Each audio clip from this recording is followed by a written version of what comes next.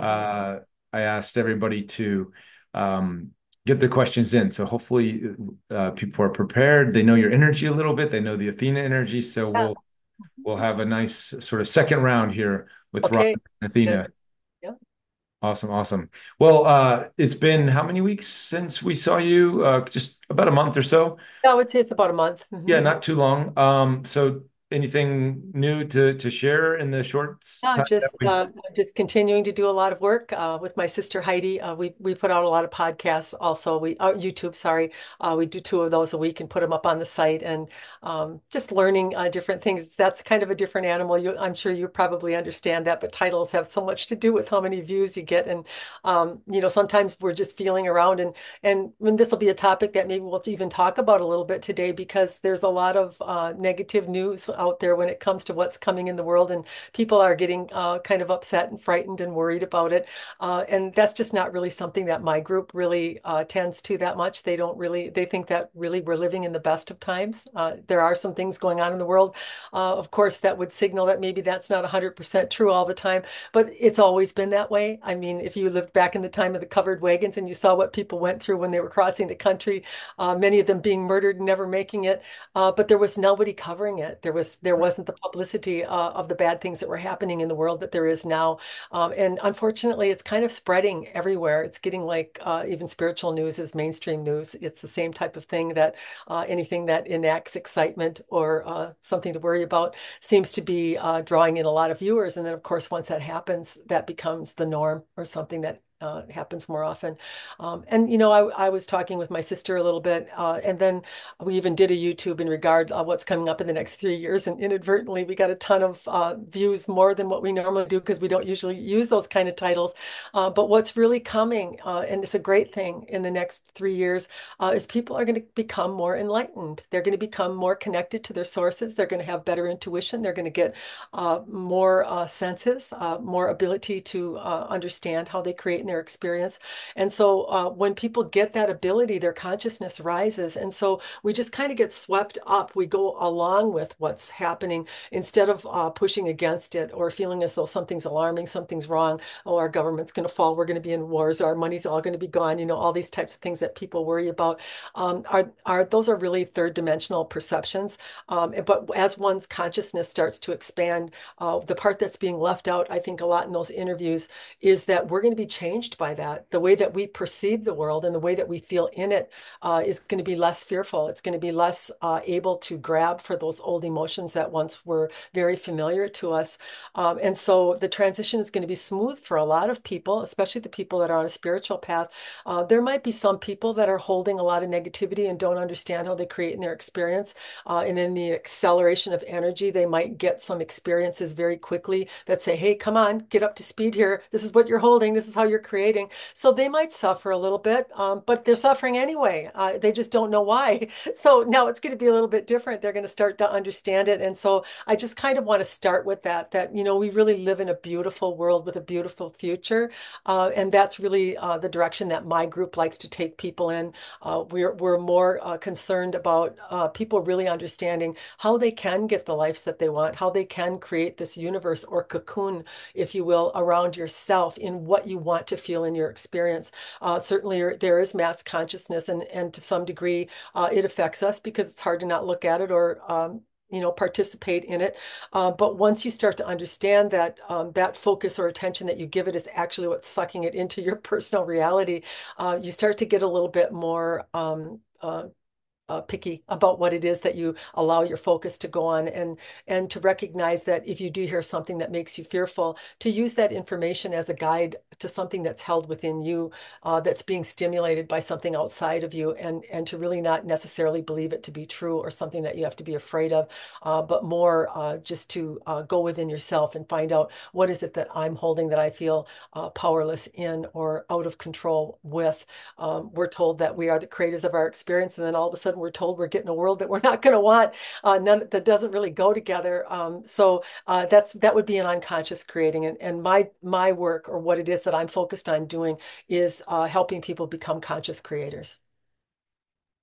Awesome, awesome. Yeah, I think overall, you're absolutely right. I think with social media and media in general, there is always been. It's just the fear sells sort of was the old game that the media and everything played. So I think we're still in that. The orchestrators of those media and social media machines are still of the mindset that fear sells, and Hmm. they have their agendas and whatnot. But it's definitely when you take a break from that and you're looking, I think, more at a local level, and you can see what's going on. If people can unplug from those media propaganda machines, I'm super excited because yesterday I had so this local community that I've become a part of. Um, there was a mass gathering, and there's sort of people from all over are coming together to for this guy's putting together this community of sort of a conscious community about and bringing awareness to growing food organically, building the community and how people can come together and work in a different sort of way than the mainstream social constructs of society in Japan. And Hmm. it's super positive. Like we the yesterday was this class about taking an old Nissan Leaf car battery, recycled car battery, taking it apart and turning it into like a home battery system for Hmm. $2,000, and it has like four times the capacity of a Tesla wall or any of these other high-end battery systems.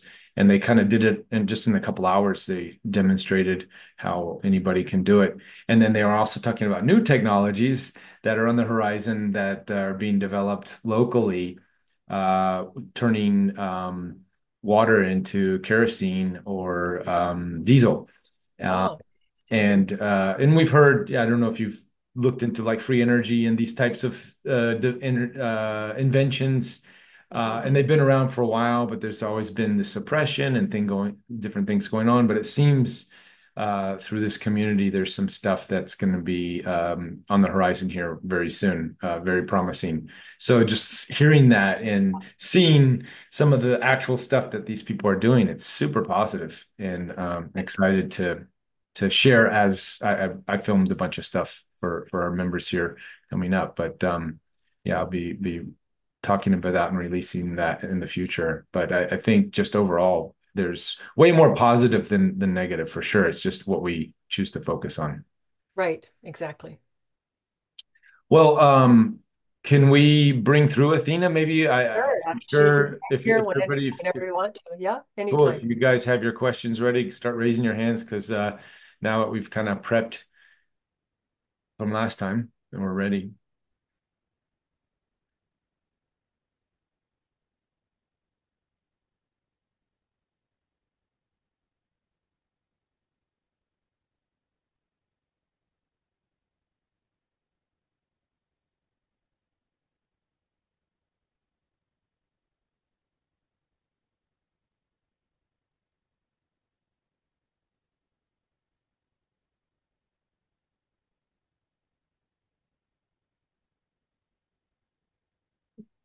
We are ready immediately. Yeah. Are you waiting? Oh, excellent. Yes, sorry, we were I didn't know what the cue was. So here we Robin has her eyes closed, so she cannot know what it is that you are doing. We go. are immediate occupancy, just so you know, there's never a wait time when we are called upon. Oh, excellent. All right, excellent. Yeah, some of our channels they have a process in Yeah, it. there's no So process here. Yeah. awesome. Well, hello again, and thanks for coming in and sharing with our group here. Just on that, sort of, we were just talking about new technologies and this sort of the lighter side of what's to come. I know there's a lot of doom and gloom and fear. And what Robin sort of said earlier about this idea of fear perpetuating movement sort of sparked something within me because there is in this community that I was hanging out with yesterday, there's all this great innovation and awesome stuff, but I was blown away. There still is a bunch of fear. A lot of people think Mount Fuji is going to erupt and it's going to destroy Tokyo. It's like Mm. this, Godzilla type attitude with what we see in the movies and stuff. And I know that's a possibility, but Yeah. What could you say a little bit about this, using fear to motivate us to move into a positive direction? Yeah. Fear is nothing more than a signal of you feeling as though you're not in control of your own experience. And we're going to use a couple of examples to make you understand this a little bit more clearly. There is an alternative reality being created alongside of the third dimensional reality that you are experiencing. The way that you, in fact, connect to that higher level of consciousness or reality is to know that it exists and then to direct your focus to it as much as you can in the way that it makes you feel. Of course, when you are separated in fear, you are feeling terrible. And by separation, what it means is that you, the human, separate yourself from your source in the fear state that you're holding, which is a lower tone. And therefore, the divinity part of you who is ever present and wanting to access you does not have that availability when you are holding that resonance. So it's about same with us when we are going to channel through Robin. There is a match in resonance. We're not seeing her per se. We are feeling her. It is why when she first started channeling and we were ever present, we said, you need to stop thinking about us because that is our signal. That is our connection to her in her thought of wondering what would we think, asking us a question. Then immediately we come forth in that summoning or that connective state that she gets in. And so it is just to understand that your fear, nothing, hear this. This is very important for you to understand this concept that nothing outside of yourself is true. So in your life, if you think that someone is upsetting you, if you think your financial condition is the problem for your upset or your health is the problem, it's the perception that you are drawing in regard to it that is different than the alternative reality that was created because of it. Hear that. So I draw a conclusion in fear that does not match the alternative reality that the divine has created for me by everything I have felt. And therefore, I create separation. So I get a fear feeling or a separated feeling. That's what would happen. So we had a lady write into us about grief. She's in a terrible state of grief. Everyone keeps telling her, you got to get out of it. You're in a low vibration. You can't connect that way. And we told her it is not the low vibration of the emotion that is disconnecting you. It is your not wanting to feel it. It's your not love of yourself in what you have chosen to feel in regard to your life experience. And the reason that grief is so strong, quite honestly, and we know that this is going to be hard for people to accept or to swallow, yeah, is that there is an alternative reality where that one still lives, where you are not lonely, where you are have many other people that satisfy you. And so as that reality exists and you perceive it as not being there, as ended, as a loss, you separate yourself from it and you move into this low, terrible grief feeling. And then you're in it for a while and you hate it. You don't like it. You try to get out of it. That's not the love of self in what you have chosen to feel. And so then you create more separation and you expand the grief into a bigger and longer process than what it really needs to be. And so we didn't mean to veer off, but what we were trying to tell you is that it doesn't matter if it's fear, it doesn't matter if it's anger, it doesn't matter if it's jealousy. When you choose something that is not congruent or aligned to the preferred reality that has been created in love by what you have lived, then you're going to experience a negativity, an emotion in separation. And so it's always about what are you thinking right now and feeling and distancing yourself from what you have created that you're going to love the feeling of. And so you are to look at that way. If I don't feel good, it's not about anyone else. Nothing that is going around you is the cause of how you feel. You are the cause in the emotion you choose that causes separation. That's all that's going on here. So once you really get this concept and you actually put it into practice, and you start to claim your emotions. You're laying in bed at night, and all of a sudden you can't sleep, and you get gripped with fear, and you start worrying about people that you love, and whether they're going to have enough money, and whether they're sick, and all of the problems start coming to you. Claim your feelings. I am fearful right now. I'm worried right now.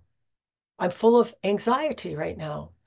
Pull back the outside, away from the outside cause and pull into yourself. And we promise you, immediately you will connect to the divinity part of you that will flow through you and dissipate that emotion, that energy that you were holding. Consciousness is the divine. When I make myself consciously aware of the feelings that I myself am choosing in regard to the situations I'm going through, I invite my divinity partner to come in and assist me in dissipating the negativity and in connecting me to flow where I can actually come into contact with that new reality that was created by all that I felt, you see. Does that answer? It's a long way around, but this is how we wanted to give it to you. Yeah. Yeah, yeah, yeah. Well, it kind of put me on another path of thinking. Like, so I recently I'm just recovering from being sick for almost a little over 2 weeks, and when Mhm. you're in that state, when you're physically not feeling well, I try to stay positive, but it's sometimes it's really hard, and That's your mistake right there. yeah, You, try. you, you as a human are a feeler and a Hmm. releaser of feelings. That's what you do.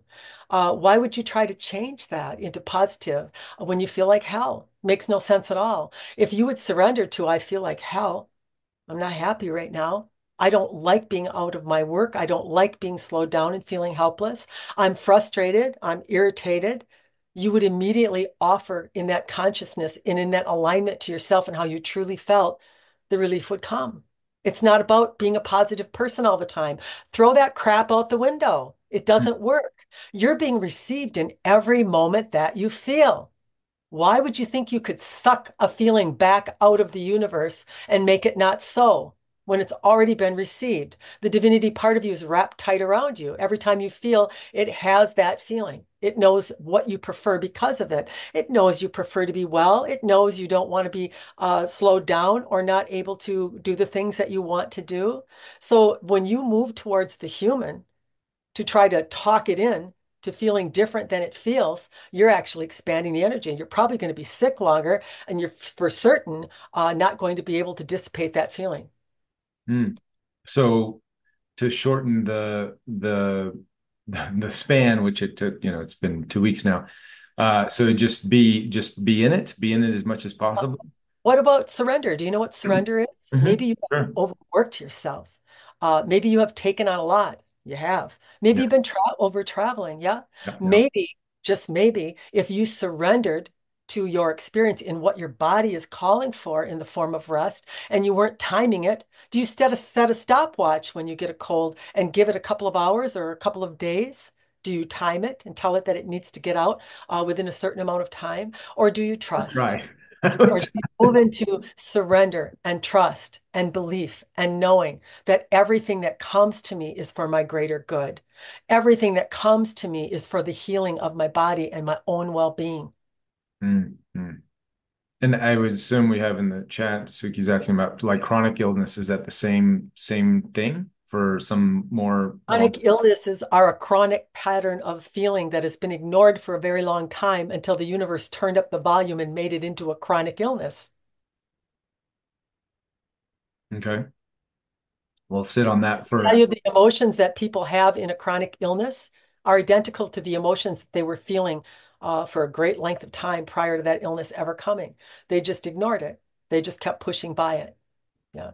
So to really just feel into that, surrender and allow those emotions to come through. Is that the Yes. best the best Yes. Uh, solution? the problem with a human is they have this right and wrong, this good and bad thing going on. And they think when something bad happens, what they deem as bad, they have to resist it.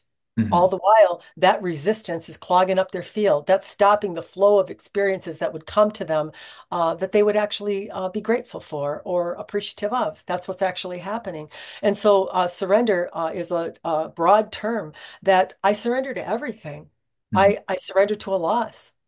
I surrender to a job change. I surrender to a move. When I start to realize that in surrender and in alignment to my source by not resisting things, that's what we're trying to do, not create resistance, the natural flow will be revealed to you. The fifth dimensional reality of happiness, of joy, of creating free of suffering will actually start to enter into your field once you learn this process of surrender.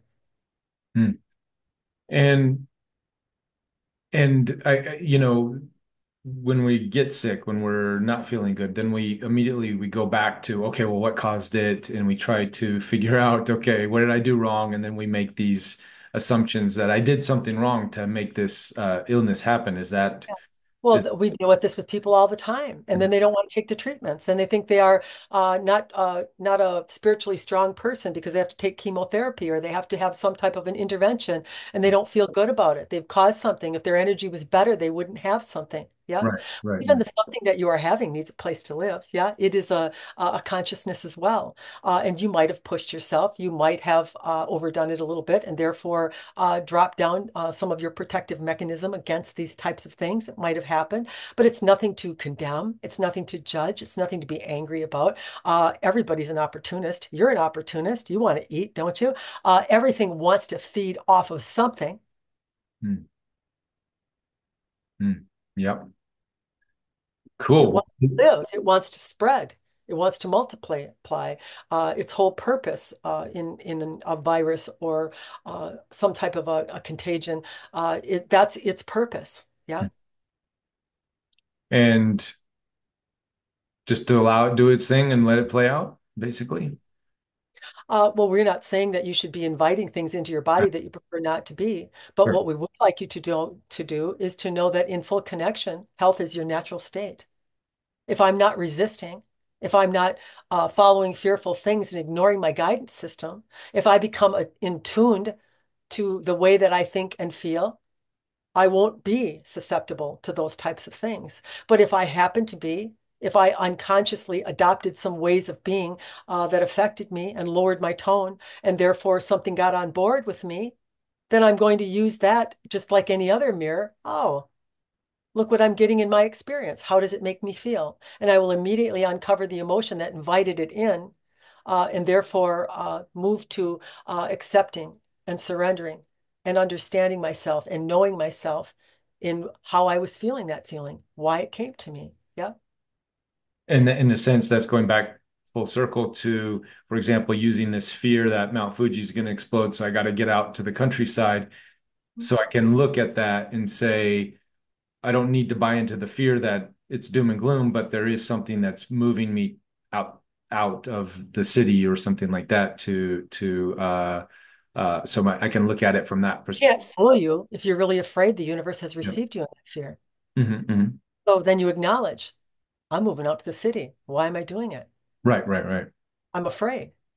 Yeah. Hmm. So now I am conscious of it, aren't I? Hmm. Uh, to And pretend that one doesn't feel something isn't an effective measure. and how do we navigate that being afraid for that motivation? Is it, can we can turn that into a positive? Is there a mechanism there, or do we just acknowledge that I'm afraid? How does that work? Observation of oneself in an emotive state that they are in is inviting the conscious aspect of you, which is the divinity partner that you have. So the moment that so let us tell you the difference and see if you can connect the dots. Okay. So the person that you're talking about that's afraid of the mountain erupting, he's thinking there's an outside circumstance and it's that mountain and it's making me afraid. And I'm running for the hills because it's coming to get me. Yeah. So Right. he thinks there's an outside circumstance. And I, as a human, need to guard against it. He's forgotten a couple of things. Number one, he as a human can't do a damn thing to defend himself. That's the first thing. Yep. He can feel his experience, but he can't tell when that thing's going to erupt and he doesn't know if it's going to hit him. There's nothing he can do. There's nothing. Yeah. So if he would get conscious, I think that that outside circumstance is making me afraid and making me feel I have to move. No, he already has this apprehension, this worry, this fear state in him as a child, probably. And he could have had it before that. It could be in the lineage. It could be something that he brought right through with him. But he should be using outside circumstances that he is afraid of as a mirrored image to himself on how he's creating. And quite honestly, those that are afraid of that eruption and running from it are the ones that'll be most affected by it. That's what actually will happen. Yeah. So what does one do? So then there's you. Here's you. Yeah. A little bit of hearing all this stuff raises my eyebrows a little bit. I Yep. don't really want to be afraid, so maybe I'll pretend not to be because I don't really like the idea of it. But there is a little fear. There is a little eyebrow raise or uncomfort, a discomfort. Yeah. And so then one is to acknowledge that within themselves. you know what? When I hear other people talking about things that are worrisome, sometimes I get worried. And you're going to recognize right away that this is a condition that you already had, that throughout your life, as you would hear the considerations of others, they affected you. And that doesn't mean that you're going to be affected by them, but by being consciously aware of that, that awareness is the high power of the divinity aspect of you that comes in and starts to dissipate that energy so that you can be around people who are saying things that are fearful or negative, and you don't feel like you have to run from them. And you don't feel like you have to run from what they're telling you about. You simply know. You have a knowingness. A knowingness isn't something that a human accumulates by themselves. A knowingness is something that comes from the source part of you. It's something that flows from the universe to you, through you. It's something that is gifted to you by the divine. It's not something that you can talk yourself into or make yourself believe, nor should you ever try to. Any type of wisdom and knowledge and deep understanding and surrender comes from the divinity aspect of yourself, you see. Excellent. Yeah. Yeah. I see how that works. And um, I just right quick. I think I was thinking about this after the talk yesterday because I was really blown away at how many people were getting on the microphone and talking about this Mount Fuji thing. So you're absolutely right. I was like, what? I mean, I've heard those stories. I didn't ever bought into them, but now everybody's talking about it. Like, should I be Well, the? to some respect, you have bought into them, or they would never come across your plate. Yeah. You would hear the word of that mountain if you had no fear, zero fear. Mm, Yeah. So there's some, this is you, some data gathering. I'm going to listen to all of it and try to make an informed decision. I'm not going to be stupid and not listen to it. I'm going to listen to all of it in case there's something I do need to fear so that I can do something about it. Yeah. Yeah, You say that's it's accurate of you. well, I was thinking, it made me think at dinner. I was last night, I was thinking, well, it's probably because I think a lot of Japanese people believe this, and it feels like a almost a DNA ancestral thing. Maybe in the past, Mount Fuji erupting or other mountains and earthquakes, it's an active, we're an active island. Mhm. Uh, so maybe an ancestral thing. Lemuria, Mu, sinking in the past, maybe having some effect on the DNA lineages here too. So that's where I was kind of trying to compartmentalize and figure it out last night after dinner. Yeah, and it is possible. There is some activity on your plane now in the world as a whole, where there is a lot of different weather patterns or notable changes. Let's use that term. Yeah, which has people worked up. But primarily, we would say that the world as a whole, the planet Earth, does go through massive changes and has gone through them in the past. Yeah, and that some of them again are being magnified by your news. We're not going to say that there aren't some planetary temperature changes or things that could not be made improved or better by some type of modification in the way that the planet cares for itself. So we are not in denial of that aspect of it. But we do want to tell you that there is a solution that is cultivated every time there is a problem, that you are survival beings and these are survival planets. Yeah. Excellent, excellent, excellent. Yeah, I mean that was the good part of the meeting was there was a lot of talk of solutions and in a positive way with community and alternative energy and farming ways and these types of things. So that was the positive. It comes out of this fear of end of the world stuff. So it's an interesting dichotomy.